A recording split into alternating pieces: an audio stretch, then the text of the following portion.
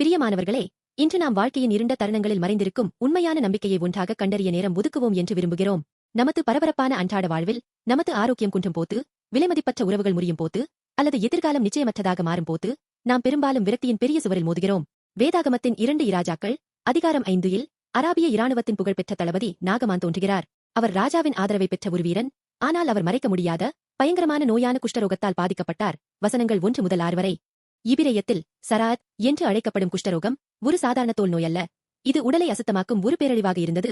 இது சமூக புறக்கணிப்பு, குடும்பத்தை பிரித்தல் மற்றும் முழுமையான தனிமைப்படுத்தலுக்கு வழிவகுத்தது.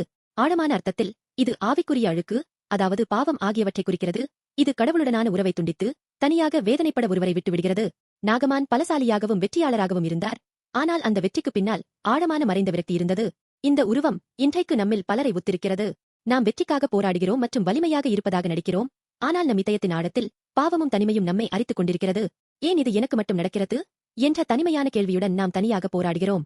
கடவுளுடனான உண்மையான தொடர்பு துண்டிக்கப்பட்ட நிலையில் நாம் உண்மையான சமாதானத்தை கண்டுபிடிக்க முடியாமல் அலைந்து திரிகிறோம். ஆயினும் இந்த நம்பிக்கையற்ற சூழ்நிலையில் எதிர்பாராத ஒரு நம்பிக்கை தோன்றுகிறது. அது தளபதி நாகமானின் வீட்டில் சிறைபிடிக்கப்பட்டு சேவகம் செய்து வந்த சிறிய பெயரிடப்படாத ஒரு இஸ்ரவேல் பெண்ணின் குரல்.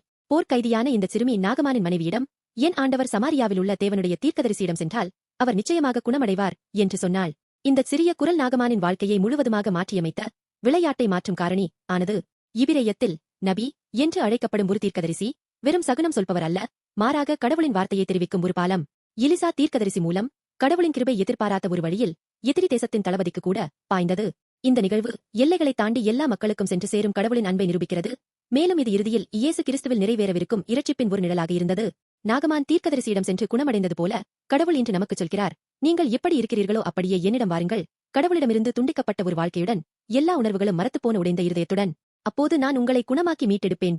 இயேசு நமக்காக சிலுவையில் தம்முடைய சரீரத்தை கொடுத்து உயிர்த்தெழுந்தன் மூலம் பாவத்தின் பிரச்சனையை, நம்மை கடவுளிடமிருந்து துண்டித்து நமது வாழ்க்கையை தனிமைப்படுத்திய பிரச்சனையை ஒருமுறை மற்றும் என்றென்றைக்குமாக தீர்த்து வைத்தார். அவர் நம் உடைந்த உறவுகள், நிச்சயமற்ற எதிர்காலம் மற்றும் இதயத்தின் வலிகள் அனைத்தையும் சுமந்து சரியான குணமாக்குதலையும் இரட்சிப்பையும் நிறைவேற்றினார். உங்கள் வாழ்க்கையில் நீங்கள் தற்போது மன அழுத்தம், குடும்ப மோதல் அல்லது உடல்நல நெருக்கடி போன்ற வேதனையால் பாதிக்கப்பட்டிருந்தால், அந்த சிறிய இஸ்ரவேல் பெண்ணின் குரலைப் போல ஒலிக்கும் இயேசுவின் அழைப்பிற்கு செவிகொடுங்கள். நாம் நம் இதயங்களை திறந்து இயேசுவை நம் வாழ்வியல் மையத்திற்கு அழைத்தால், நாம் பாவத்தின் தனிமையிலிருந்து நித்திய நம்பிக்கைக்கு மாறத் தொடங்குவோம். கடவுளின் நிபந்தனையற்ற அன்பு இப்போதே, எல்லைகள் இல்லாமல், நிபந்தனைகள் இல்லாமல் உங்களுக்காக காத்திருக்கிறது. இன்று அந்த அன்பை ஏற்றுக்கொண்டு ஒரு புதிய வாழ்க்கையை தொடங்க மாட்டீர்களா?